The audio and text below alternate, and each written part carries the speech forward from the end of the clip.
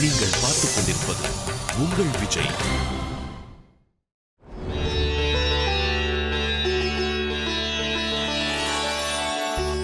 இன்று நாம் ஒரு புதிய விளையாட்டினை விளையாடலாம்.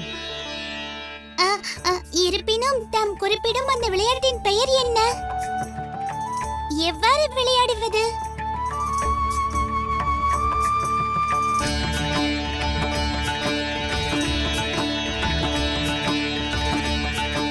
இலக்கை குறிவைக்க வேண்டும். அதன் பின்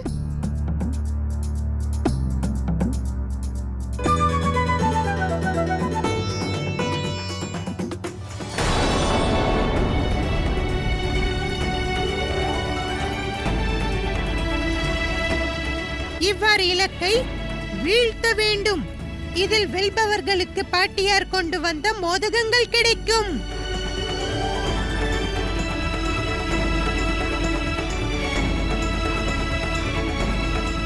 வெற்றி பெற இயலாதவர்களுக்கு எதுவுமே கிடைக்காது. எனது புஷ்பக விமானம் உலகத்தின் மிகச் சிறந்த வடிவமைப்பாளரான மயன் அவர்களால் எனக்காக உருவாக்கப்பட்டது. இத்தகு விமானம் எவரிடத்திலும் இல்லை, இருக்கவும் இயலாது. இது போன்ற வாகனம் சிருஷ்டியின் தலை சிறந்த செல்வந்தரிடமே இருக்க இயலும்.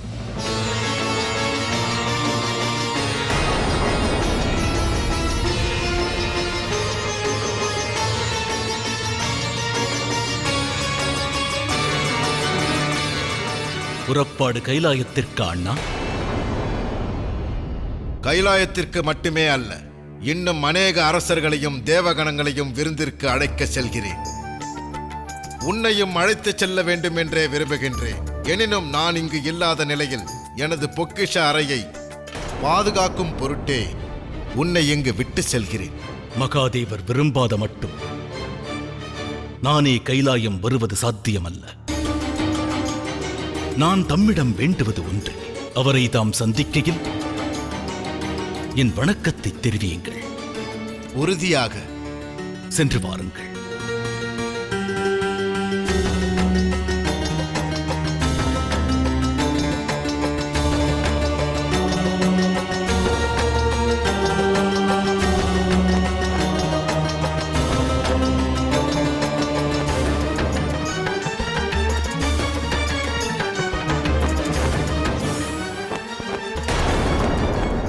அக்கா, இனி தமது முறை.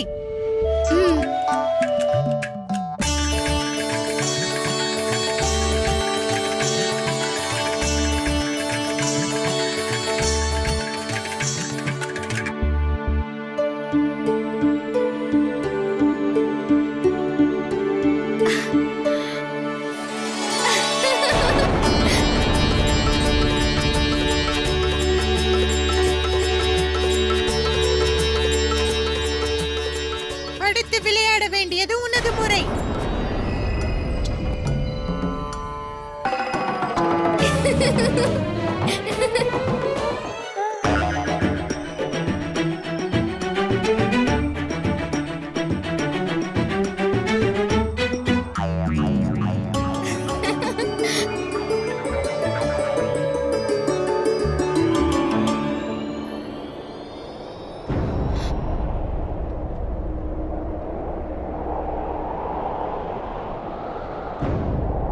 எதனால் இந்த புழுதி படலம்?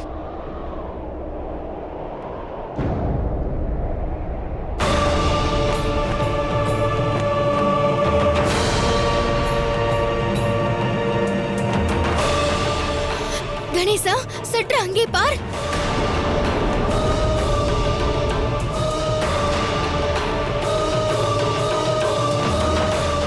எத்தகைய பறவை இது? வாருங்கள், சென்று அதனை காண்போம்.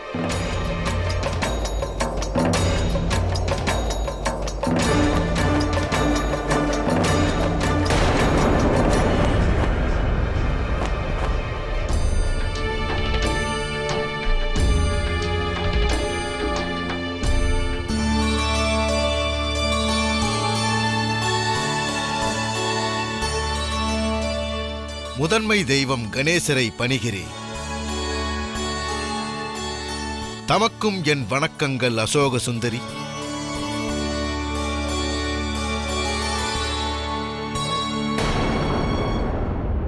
தாமும் தோற்றத்தில் என்னை போலவே இருக்கிறீர்களே. தாம் கரத்தில் ஏந்தி வந்திருப்பது என்ன? இதை பார்த்தால் மோதகங்கள் அடங்கிய பையை போல் தென்படுகிறது. என்னை குபேரன் என்பர். குபேரனா? ஆம், தனாதிபதி குபேரன். இந்த குபேரன் இல்லையேல் பரிபூர்ண சிருஷ்டியும் செல்வமற்று போகும். எனது கரத்தில் உள்ளது மோதகம் அல்ல, பொற்கிழியாகும். இது ஸ்வர்ணத்தால் நிறைந்தது. தமது மோதகம் தம்மிடத்தில் இருந்தாலும் என்னிடத்தில் இருந்தாலும் வேறுபாடுகள் இல்லை. எனினும் எனது பொற்கிழி எவரிடத்தில் உள்ளதோ அவரே பெரும் வல்லமை பெற்றவர்.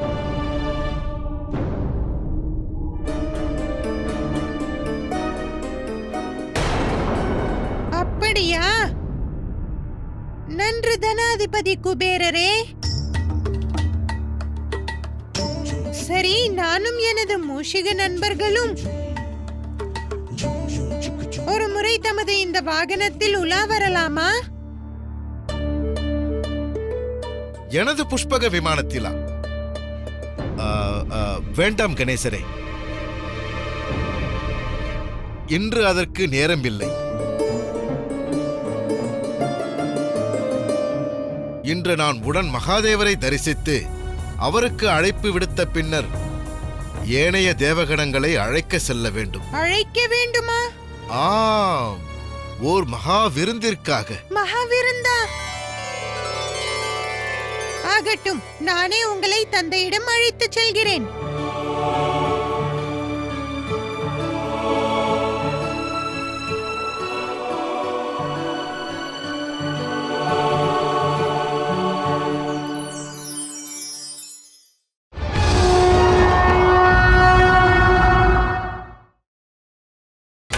நீங்கள் பார்த்துக் கொண்டிருப்பது உங்கள் விஜய்.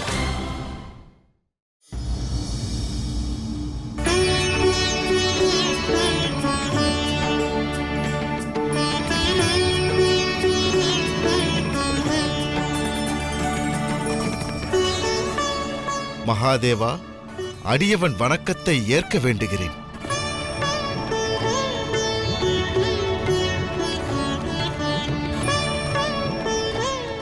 அன்னைக்கும் தனாதிபதி குபேரனின் வணக்கம்.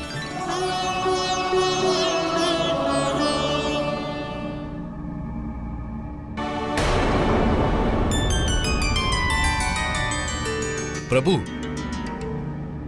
நான் ஒரு மகாவிருந்திற்கு ஆவண செய்யவிருக்கிறேன்.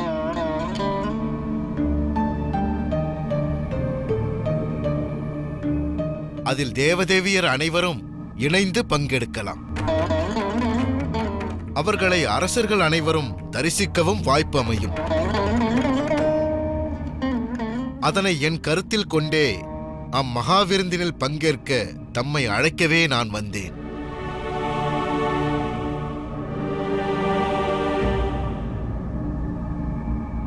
இந்த அழைப்பு எனக்கு மாத்திரமா அல்லது என் குடும்பத்தினருக்குமா?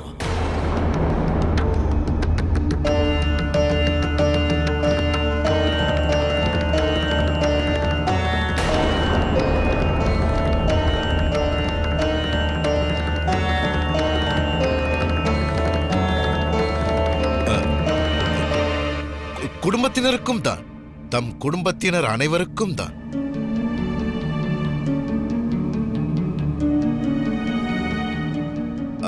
அதாவது தமக்கும், அன்னைக்கும், கார்த்திகேயருக்கும், அசோக சுந்தரிக்கும், கணேசருக்கும்.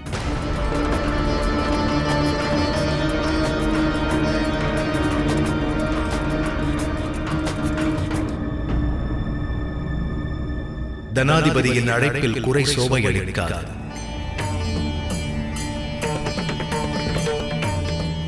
எனது குடும்பம் இந்த ஐவரையும் கடந்தது என்பதை நீ அறிய மாட்டாயா?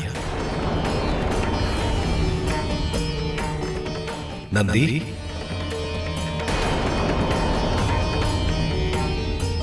சிவகணங்கள் எண்ணிக்கை என்ன?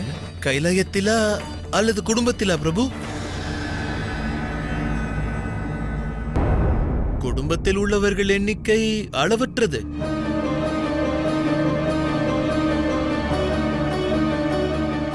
அது யூகிப்பிற்கும் அப்பாற்பட்டதாகும் பிரபு.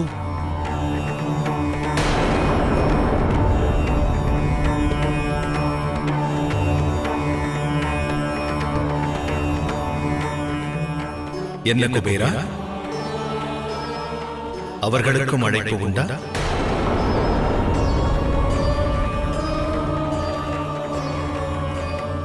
அனைவரும் திரண்டு வந்தால் எனது செல்வம் அனைத்தும் அவர்களுக்கு உணவளிப்பதிலேயே விரயமாகுமே.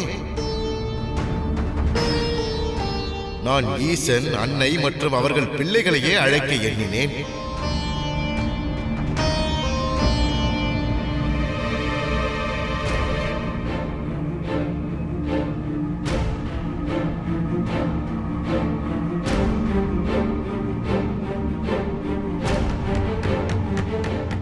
கேள் குபேரா, நான் வருவதாயின் குடும்பத்தினர் அனைவரும் வருவார்கள். இல்லாவிடில் எங்களது பிரதிநிதியாக கணேசன் வருவார்.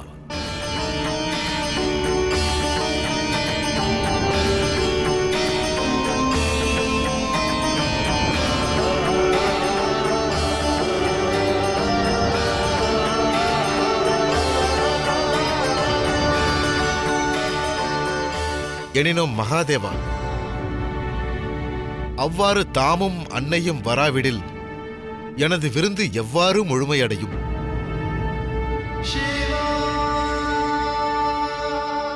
குபேரா,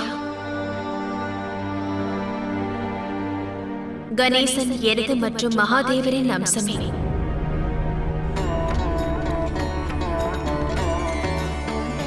கணங்களின் முதல்வனும் ஆவான்.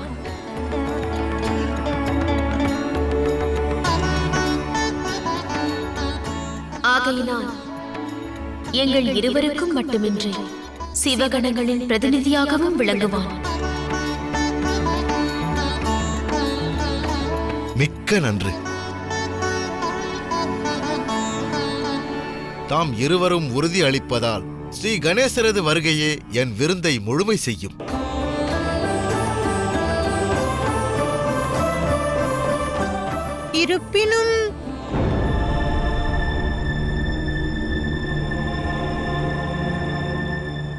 இருப்பினும் என்ன கணேசரே?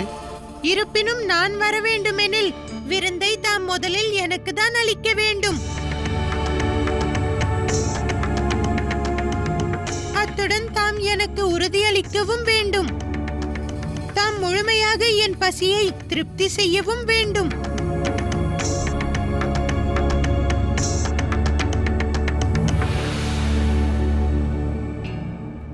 என் செல்வத்தால் இந்த சிருஷ்டியின் ஜீவராசிகள் அனைத்தின் பசியையும் போக்க இயலும். ஒரு பாலகனின் பசியை போக்க இயலாதா? அப்படியெனில் வாக்களிக்க இயலாதா?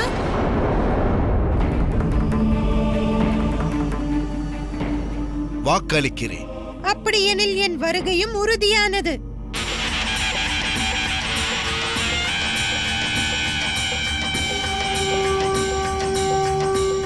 எவருமின்றி நான் தனியாக வருவேன். மிக்க நன்றி. பெரும் கவலையிலிருந்து எனக்கு விடுதலை அளித்தீர்கள்.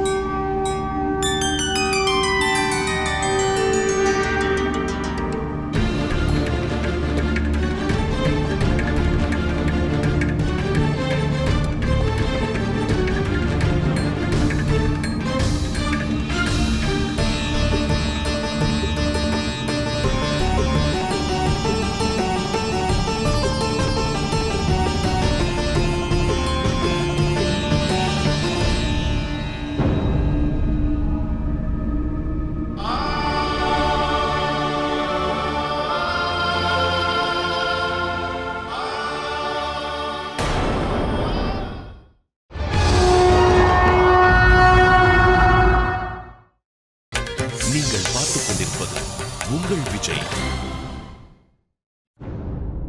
உனக்கு பசி மேலிட்டிருக்கும் என்பதை அறிவேன். இந்த மோதகங்கள் இதை கொண்டு மகா விருந்தானது துவங்கும் மட்டும் உனது பசியை மட்டுப்படுத்த இயலும்.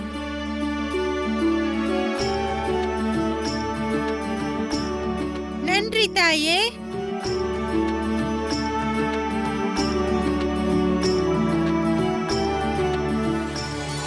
மகனே, முதல் முறையாக மகா விருந்திற்கு செல்ல உள்ளாய். அங்குள்ள உணவின் அறுசுவையையும் அவற்றின் நானாவித வகைகளையும் கண்டு உணர்ச்சியின் பயப்படாதே. கட்டுப்பாடு தேவை. பசிக்கு ஏற்றபடிதான் நீ உண்ண வேண்டும்.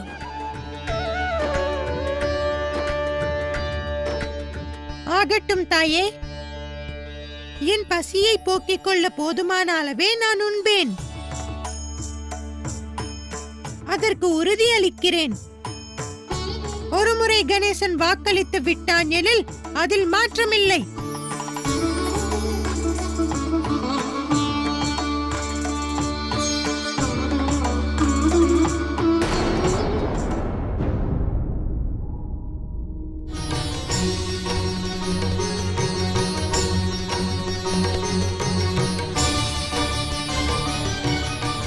வரவேண்டும் அண்ணா. ஈசனுக்கு என் வணக்கத்தை தெரிவித்தீர்களா? தெரிவித்தேன். அவர் என்ன கூறினார்? பிரபு என்னை மறக்கவில்லையே. தசானந்தா, மகாவிருந்தின் ஏற்பாடு குறித்த கவலையில் உள்ளேன். இவ்வாறு நீ வினாக்களை தொடுத்தால் எப்படி? தாமதிக்காதி. நேரம் குறைவு. ஏற்பாடுகள் அநேகம் உள்ளன. ஆயத்தங்களில் எந்தவித குறைபாடுகளும் இருக்கலாகாது. விரைந்து வா.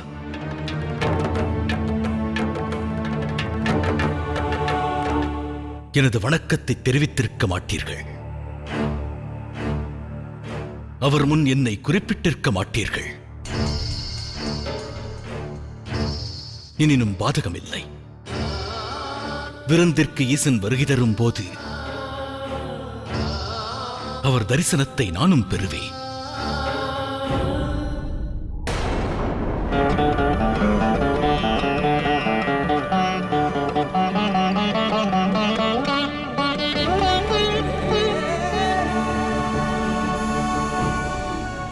நான் விடை பெற அனுமதி அளியுங்கள் தந்தையே. சென்று வா மகனே.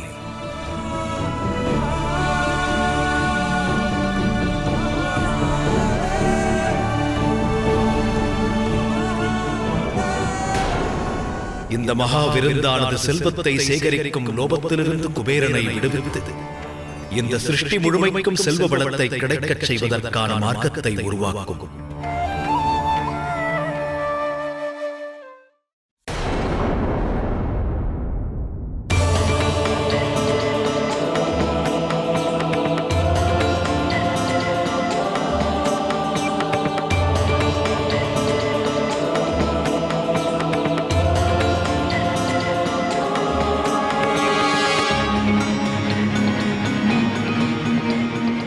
அண்ணா,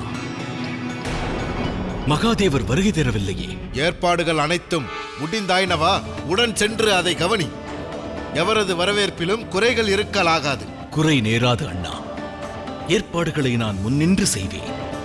எமது மகாதேவரை நானே முன்னின்று வரவேற்பேன். வரமாட்டார் மகாதேவர். அவரது இளைய புதல்வர் கணேசரே வரவுள்ளார்.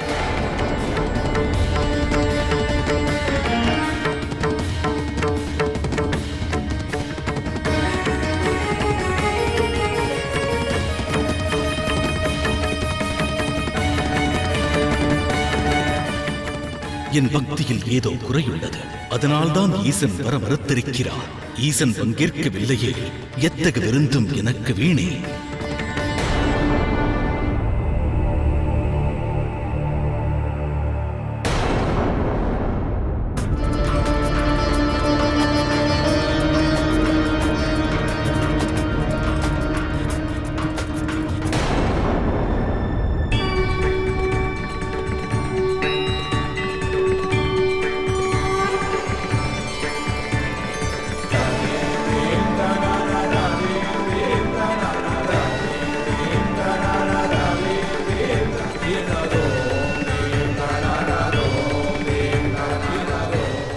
தனாதிபதி குபேரனது மகாவிருந்திற்கு தம்மை வரவேற்கிறேன் விநாயகரே. எனது வருகையில் தாமதம் ஏற்படவில்லையே? இல்லை இல்லை, தாமதம் ஏது? தமது இனிய வருகையினால் எனது விருந்தும் நன்முறையில் துவக்கம் பெறும்.